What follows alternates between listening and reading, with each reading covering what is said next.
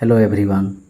तो आज का ये पहला प्रश्न है, पुर्तगाली ईस्ट इंडिया कंपनी की स्थापना कब हुई थी? पुर्तगाली ईस्ट इंडिया कंपनी की स्थापना कब हुई थी? Option A 1498, option B 1600, option C 1602, option D 1616। आप इस प्रश्न का उत्तर कमेंट सेक्शन में दीजिए। हालांकि मैं आप लोगों को बता दूं कि पुर्तगाली ईस्ट इंडिया कंपनी की स्थापना 1498 में हुई थी और इसका ऑप्शन ए सही उत्तर है। अब कुछ अन्य चीज़ों को और जान लेते हैं। किन किन यूरोपीय कंपनियों की स्थापना कब हुई थी और यूरोपीय कंपनियों का भारत में आने का क्रम क्या है? यूरोपीय कंपनियों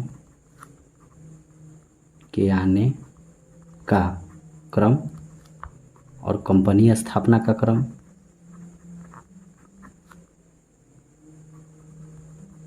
सबसे पहले भारत में आते हैं पुर्तगाली, उसके बाद डच, उसके बाद अंग्रेज, फिर डेनिश और फ्रांसीसी। पुर्तगाली कंपनी की स्थापना 1498 में हुई थी। डच कंपनी की स्थापना 1602 में हुई थी। अंग्रेजी ईस्ट इंडिया कंपनी की स्थापना 1600 में।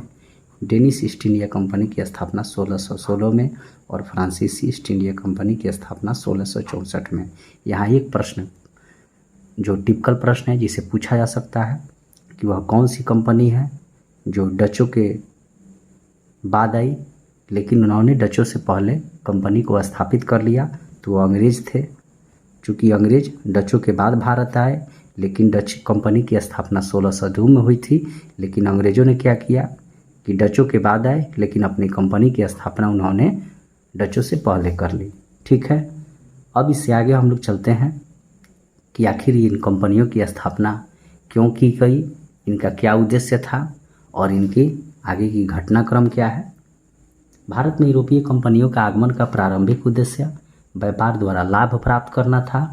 फिर कंपनियों में आर्थिक वर्चस्व की लड़ाई के लिए संघर्ष होता है और अंततः इस संघर्ष में अंग्रेजी ईस्ट इंडिया कंपनी की विजय होती है और आगे चलकर आप जानते हैं कि भारत अंग्रेजों के हाथे 200 वर्षों के लिए गुलाम हो जाता है।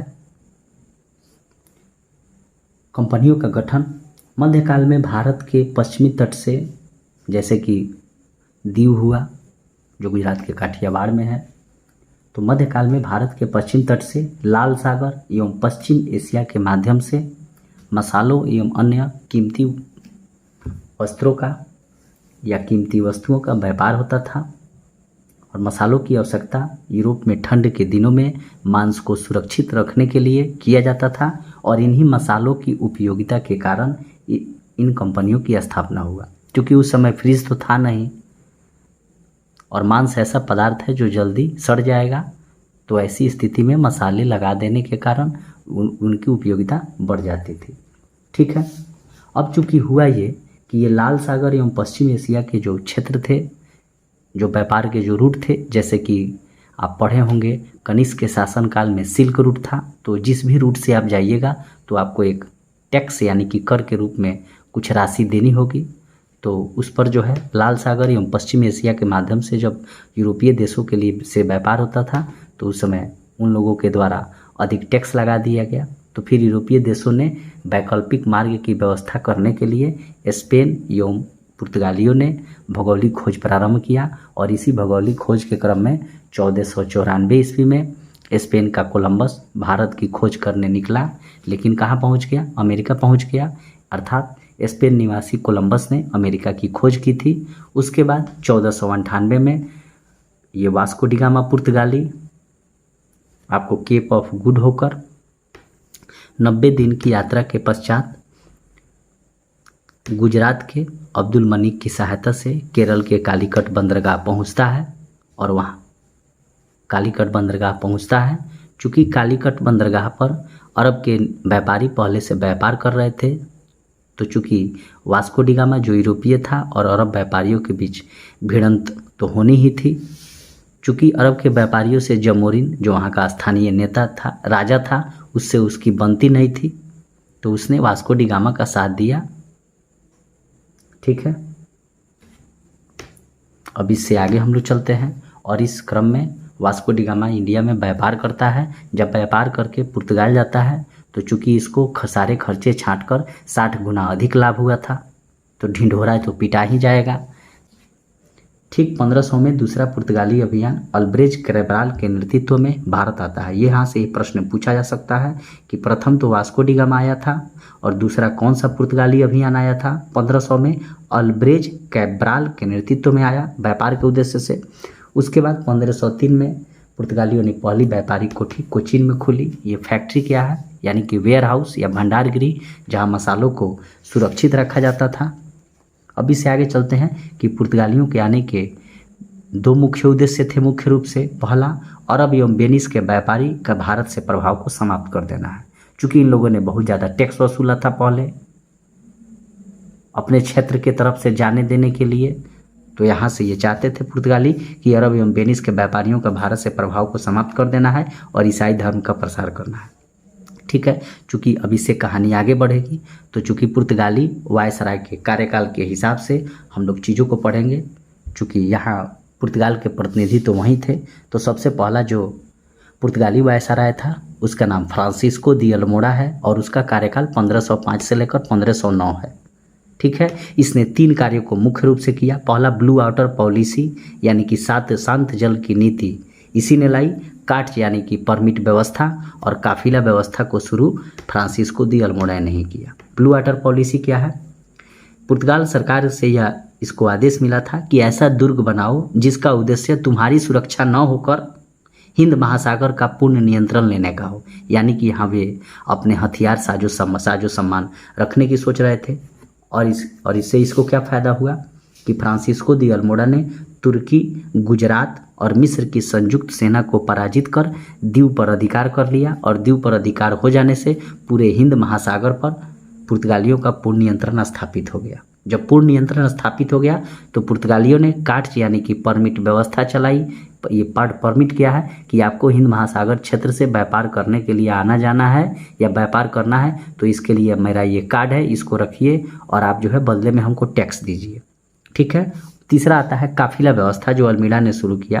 काफिले का मतलब हुआ कि अगर आपको हिंद महासागर से होकर इंडोनेशिया व्यापार करने के लिए जाना है तो आपका जब जहाज़ चलेगा तो उस जहाज़ के साथ पुर्तगालियों के 4-5 जहाज़ चलेंगे कि आप कोई गड़बड़ तो नहीं कर रहे हैं ना, कि आप व्यापार के लिए जा रहे हैं यहाँ या हिंद महासागर क्षेत्र पर अपनी कब्जा करने के लिए आए हैं। तो इसके लिए कोई भी जहाज़ उस तरफ से जाता था तो उसके साथ 3-4 जहाज़ इसके चलते थे।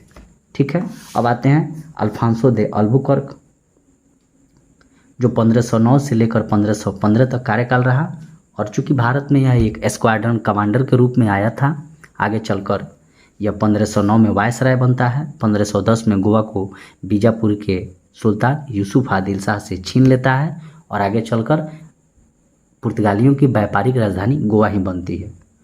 पुर्तगालियों का भारत में वास्तविक संस्थापक अल्बुकर्क को ही माना जाता है और इसने 2 महत्वपूर्ण कार्य किए। पहला, इसने भारतीय पुरुषों को नौसेना में नौकरी दी और भारतीय महिलाओं से विवाह करने के लिए पुर्तगालियों को प्रोत्साहित किया। चूँकि इसने अपने क्षेत्र में सती प्रथा पर पूर्णतः नियंत्रण लगा दिया। ठीक है, और जो सती प्रथा में जो भी सती महिलाएं होती थी उनको सती होने से बचाया जाता था और पुर्तगाली पुरुषों से विवाह कर दिया जाता था। ठीक है, अब आते हैं तीसरा वायसराय जो नीना दू कुन्हा है। 1529 से लेकर 1538 गोवा को पुर्तगालियों की राजधानी बनाया। सैंथोमे जो कि मद्रास में थी, हुगली बंगाल में थी, दीव काठियावाड़ में इसने पुर्तगाली बस्तियों को स्थापित किया। ठीक है, पुर्तगालियों के भारत में क्या देन है? आलू,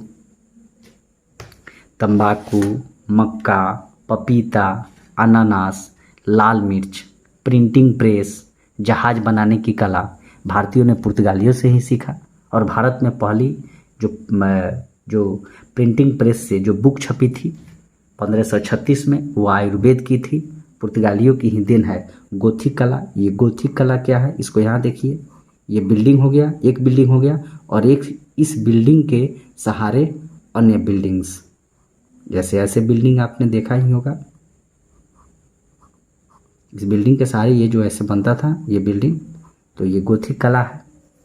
हालांकि एक प्रश्न यहाँ से बहुत ही इम्पोर्टेंट है कि पुर्तगाली सबसे पहले भारत में आए 1498 में, और सबसे अंत में 1961 में सैन्य कार्रवाई से वापस गए, यानी कि सैन्य कार्रवाई द्वारा इनको निकाला गया। तो ये प्रश्न काफ़ी इम्पोर्टेंट हो जाता है कि वो कौन सी कंपनी थी, यूरोपीय शक्ति थी जो सबसे पहले आई थी, तो पुर्तगाली 1498 में, और सबसे अंत में गई तो पुर्तगाली ही थे 1961 में सैन्य कार्रवाई द्वारा। अब आते हैं कि पुर्तगालियों के भारत में पतन के क्या कारण थे। तो सबसे महत्वपूर्ण इनका कारण था कि पुर्तगाली के जो वायसराय थे उस पर पुर्तगाली राजा का अधिक नियंत्रण था। धार्मिक दृष्टि से ये ठीक नहीं थे, चूँकि इन्होंने अपने अधिगृहित क्षेत्रों में सती प्रथा पर पूर्णतः प्रतिबंध लगा दिया था। अन्य यूरोपीय व्यापारिक कंपनियां भारत में आ चुकी थी, जैसे कि डच, अंग्रेज, डेनिश, फ्रांसीसी, इन लोगों से इनकी कंपटीशन बढ़ गई थी, प्रतिस्पर्धा बढ़ गई थी। ब्राज़ील एक नया उपनिवेश इनको मिल गया था पुर्तगालियों को, तो इनका ध्यान उनके तरफ चला गया, भारत पर कम ध्यान देने लगे।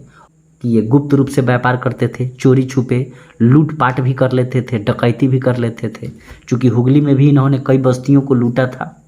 ये भी प्रश्न पूछा गया है कि हुगली में निम्न में से किस यूरोपीय शक्ति ने डकैती की थी या लूटमार किया था, तो पुर्तगालियों ने।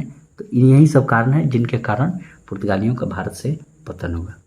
तो आपसे एक प्रश्न है जिसका उत्तर आपको कमेंट सेक्शन में देने हैं। कौन सा मुगल शासक था जिसको पुर्तगालियों के क्षेत्र में व्यापार करने के लिए परमिट लेनी पड़ी थी? इसका उत्तर आपको कमेंट सेक्शन में देने हैं। अगर आपको ये सीरीज अच्छी लगी हो तो लाइक, शेयर और सब्सक्राइब कीजिए। मुझे सुनने के लिए थैंक यू।